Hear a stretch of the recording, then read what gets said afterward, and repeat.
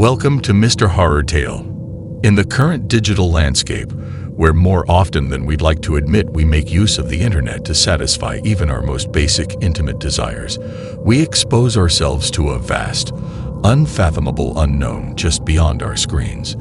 We show ourselves bare, vulnerable, to the naked eye of millions of strangers, without ever being capable of knowing their true intentions. Or, on the other hand, we peer into the private lives of people far away from us, without ever considering the dark secrets that may lie just beyond the surface. To ensure you don't miss out on other horror contents, remember to subscribe to the channel and activate the notification bell. Story 1. When I first started doing the OnlyFans thing, I was pretty nervous of the sort of things people would ask of me.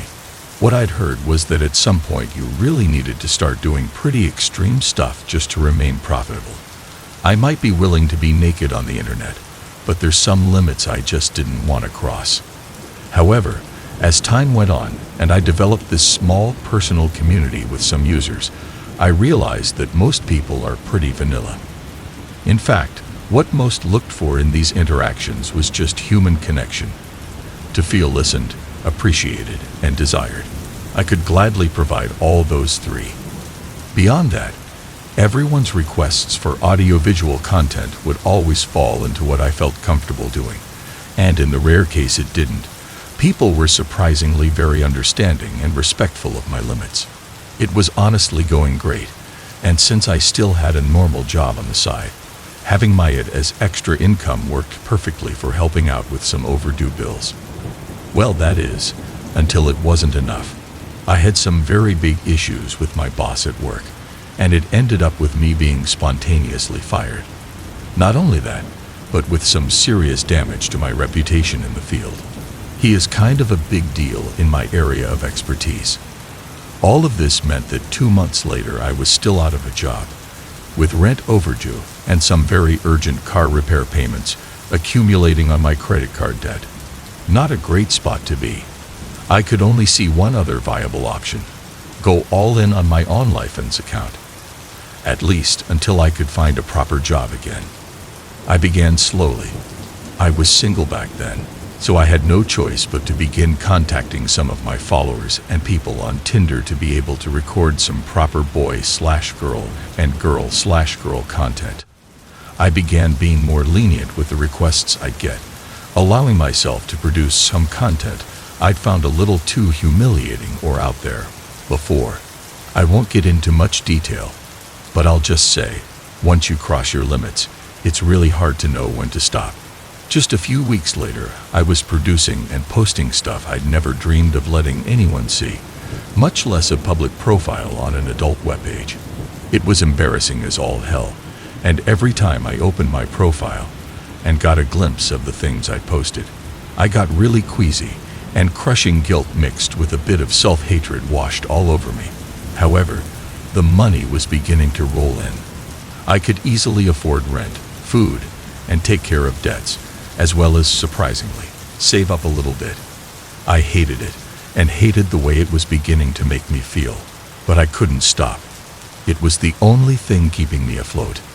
One day, though, out of the blue, things changed. This guy, I don't remember his username, but I remember he told me to call him Oliver, subscribed to my profile and began messaging me. He was very polite and just wanted to know how my day was. At that point, I was trying to monetize every single second I spent on the platform, so I told him it would cost him to have a casual conversation with me. He was happy to pay the price. That already put me a little on edge. When people pay you for something, it usually means they're wanting to get their money's worth. However, Oliver didn't. He really just seemed to want to know me better. He was very responsive, polite, and charming, and seemed fascinated to be able to just talk to me. Soon, I began feeling kinda bad for charging him such a high price for just a chat. He was the first person to treat me like a human being in the platform ever since I'd gone wilder. Eventually, the conversation drifted to this very same topic. Turns out, he'd been checking out my content for a while, and had seen my transition from mild stuff to the things I was currently posting. He inquired a bit, and I don't know why, but it was like a dam broke in me. I told him everything, from the loss of my job to the way I felt with the sort of content I had to post now to make a profit. He was so understanding. It was great. At some point, he even offered to help me out. He said he had some very mild requests, and that in exchange, he'd pay me well for them. I was hesitant, but then he said he just wanted pictures of my life. He wanted to see my room, my car, and myself in casual clothes I wear every day. For that, he was willing to pay an exorbitant amount of money. I don't want to say how much, but it would basically allow me to live at least 4 months solely from it. I was so grateful. I couldn't believe such a kind person existed in this platform, and I immediately sent the pictures he'd asked for, along with some more naughty ones as a token of my appreciation. The next day, the money was in my account. 2 months went by, and I was deep into the job search, branching myself to some similar positions in my field, where my previous boss didn't have so much influence, as I did some shifts as a waitress. I'd paused the OnlyFans indefinitely for my own well-being, and was basically living from what Oliver had paid me. I was driving home after one of my shifts. In fact, when it happened, I got to my street and found a car parked right next to my building, where I usually parked mine. Not only any car, though. It was exactly my own, down to the color and the model. I got a bit on edge. I don't know why, but just that really threw me off, for some reason. I just ignored it, though. I was far too tired to deal with it, so I just made my way home. I climbed the stairs and went to unlock my door. It was open. My dread increased. Had I left it open? Or I had 911 dialed and ready to go on my phone as I made my way slowly inside. All the lights were off, except for the one in my room. I grabbed a knife from the kitchen and slowly pushed the ajar door open. I found someone sitting on my bed. They were not only wearing the exact same clothes I wear when I'm at home, but covering their face was this grotesque rubber mask that had been made to resemble my face. I froze, horrified, and they slowly turned around to face me. The stranger simply waved at me, my own fake smile unmoving in their horrible mask, and continued brushing the fake hair attached to it. My body finally reacted, and I bolted, screaming and getting into my car as fast as possible. The stranger didn't follow. I spent a month at a friend's place, too scared to go back. Finally, I got the courage to gather my stuff and move to a new place. When the police got there that day, they'd found no trace of the man. I deleted my OnlyFans profile and tried to get rid of as much of my internet presence as possible. I know it was Oliver. I don't know how he found my house, but he did. He was wearing the same clothes I'd wore in the photos I sent him. I still feel like someone's watching me when I walk down the street sometimes.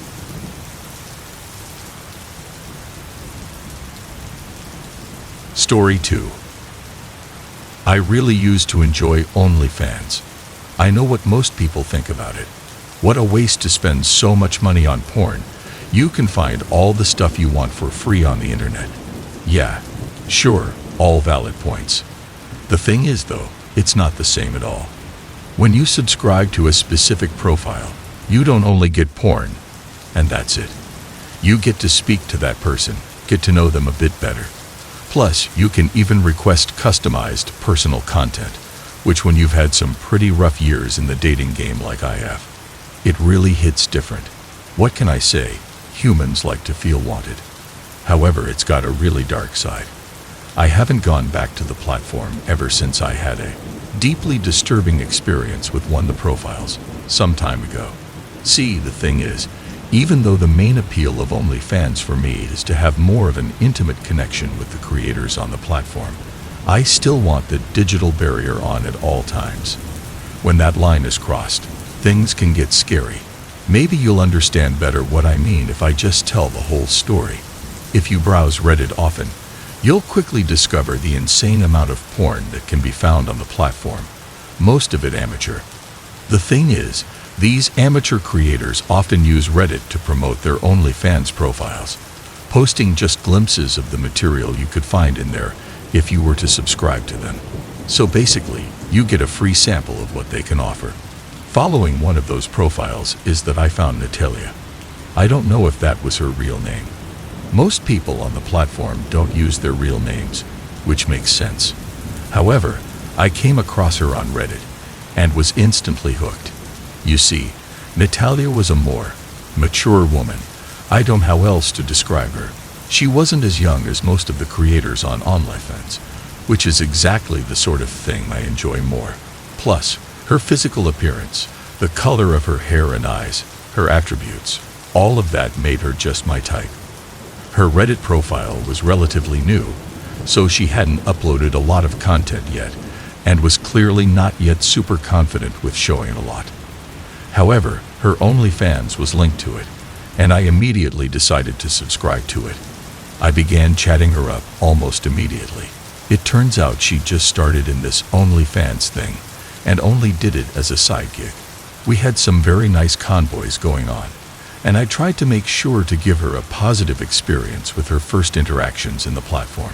She was flirty, funny, and really open, and the content she'd send me was some of the best I'd ever received. Plus, the fact that she still didn't have a lot of subscribers made her really receptive, and with enough time on her hands to give me such a personalized experience. It was just what I'd ever wanted from the platform. Eventually, though, things started to get a bit too intense. She demanded to know my first name, and even though I told her I didn't feel comfortable sharing it, she insisted until I gave in. She would ask me too much about my personal life, and would get upset if I held back details. From then on, things started to escalate. She bought herself a new vibrator and named it after me. She began saying she really wanted to visit me, and then she began bringing her own kinks into it. She'd show up in camera covered in increasingly worse bruises and cuts, and tell me she was doing it all to punish me, to see how much I was hurting her with my coldness and distance. I humored her for a while, feeling like I owed her just as much for being so receptive from the beginning, but then things got really bad. The last video she sent me was of her touching herself to a photo, as she lightly gave herself cuts in her legs with a small switchblade. As soon as she was done, she showed the photo to the camera. I don't know where she got it, but it was a photo of me, just casually walking down the street on my way to work. That's when I decided to cut off all contact and delete my profile. I didn't leave my house for a few days after that. I called in sick to work, and when I finally had to return, I decided that I'd take an entirely different route to the office. When I was out, I'd always look around, paranoid, scared she might jump out from some bushes or something. She'd left me really shaken. Eventually, though, some time went by and I sort of forgot about the whole incident. I thought that was the end of it. She had no other way of getting to me, no way to know where I lived, and even if she'd taken a photo of me getting to work, she probably had no idea which one was my office in the whole building. Well, so I thought. A few days later, I found an envelope in the foyer. Clearly someone had slid it under my door. I opened it hesitantly, unsure of what to expect. I was met with a disturbing photo. The poor woman, naked on her bed, her wrists slit open and bleeding profusely, with a stare of profound hatred at the camera. On the back on the photo, only one phrase written: "You did this." I immediately contacted the police and told them everything. Turns out, both her Reddit and OnlyFans profiles had been deleted, and there were no fingerprints besides mine on the photo. As far as I know, they never managed to find Natalia. I'll never know if I killed her. Up until this day, a deep part of me fears I did. Story 3. I'm still not sure how to process this. It's been a few months already, and I haven't been able to get it out of my head. I had to write it down, just to take it out, to have it right in front of me and truly process it. Maybe that'll help. Some time ago, I subscribed to an OnlyFans account. It must have been around 4 or 5 months ago by now. It was my first time. I'd heard a lot about the platform and everything, but I'd been more than happy with what you can find online for free, so I really saw no point in it. However, I came across the Twitter profile of this girl, and, well, it just seemed like paying a small amount of money to see her content was really gonna be worth it. And I gotta say, it really was. She did all sorts of stuff. She organized weekly live streams, where she'd directly interact with her viewers. She'd respond to messages, and was open for customs requests. This girl was the real deal. I figured I had to enjoy it while it lasted, before her numbers got too big, and she couldn't manage to get so personal with all her subscribers. Anyways, a couple of weeks went by, and I'd regularly check her page, always making sure to join her live streams, and in one of those, things got strange. She just finished her thing and was taking the time to answer comments from subscribers before cutting of the transmission. It was just classic horny talk, when suddenly, this seemingly innocuous comment broke her stride. The subscriber told her she'd definitely been caught this time, and that she should be careful to lock her door next time. She responded to the comment, a bit confused but trying to figure out what this guy meant while keeping the mood intact.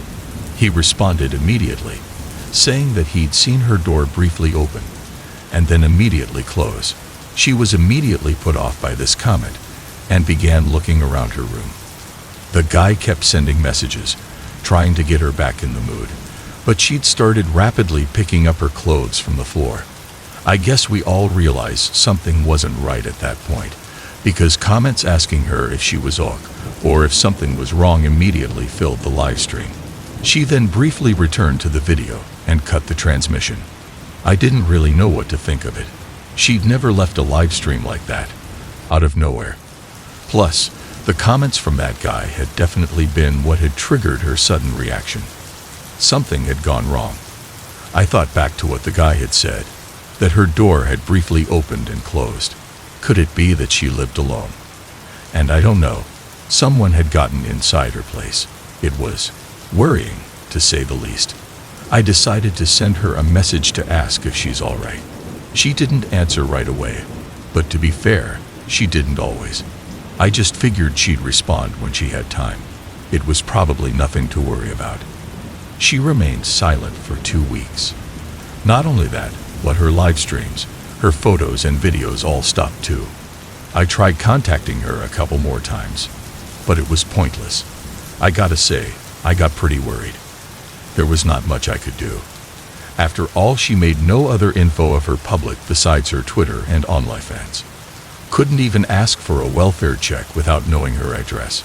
So I just periodically check her social media to see if she'd left a tweet explaining her situation, posted something back on her OnlyFans, something. On the meantime, I just tried to find ways in my head to justify it. Maybe she'd just gotten tired of it and left without saying anything. Maybe she had a boyfriend and he'd found out about it. None of it really helped to ease my mind. One day, all of a sudden, she was back. She was posting again, as if nothing ever happened. No statement, no explanation, not even an answer to the messages asking for her well-being. Nothing. Just her classic sexy content, and a schedule for her next live stream. It was a bit strange, sure, considering how receptive she'd been to her followers before, but then again, she seemed to be just fine. Maybe she just didn't want to talk about it. Maybe it was personal. I was more than happy to know she was ok and have her content back, to be honest. Then, the day of the live stream came. My lecture of the afternoon had been spontaneously canceled, so I decided I might as well join it. I was immediately greeted with the girl in her usual room setup, wearing a new set of lingerie and all of her toys on the side. Next to her, nothing out of the ordinary except her. She was so off-putting. Her face was stiff, as if she'd be trying to hide an enormous amount of pain. Her eyes, I swear to God, I watched the entire live stream, and I don't think I saw her blink once, and they were so unnaturally wide open. Her teeth were also weird. I can't be sure, but I feel like a person isn't supposed to have so many teeth. Her behavior was also really off. She would barely acknowledge the user's comments, especially the ones who asked where she'd been. Her show, everything felt so rehearsed, so fake, and she'd never acted like that before. Worst of all, though, was something I only noticed right at the end. I'd been so mesmerized by her that I didn't notice what another subscriber pointed out, right before she ended the transmission. He just said, "What's that on the corner?" I briefly glanced at the corner of her room, mostly obscured by her low-light setup. However, it was unmistakable. There was someone standing there, a silhouette slightly moving. It was tall, though, far too tall to have been human. After that creepy-ass live stream, I immediately unsubscribed to her profile, unfollowed her on Twitter, and decided to erase every trace of her from my social media. Maybe it had all been one of those modern horror ARGs. Maybe it was just a bit she was doing to drive more traffic to her profile. That's what I tried to tell myself. It's hard to say, though. I can't find her anywhere now. At some point, all her internet presence was cleanly wiped off. Thanks for watching. If you like the stories, remember to subscribe and activate the notification bell so you don't miss any other true disturbing stories. See you next video.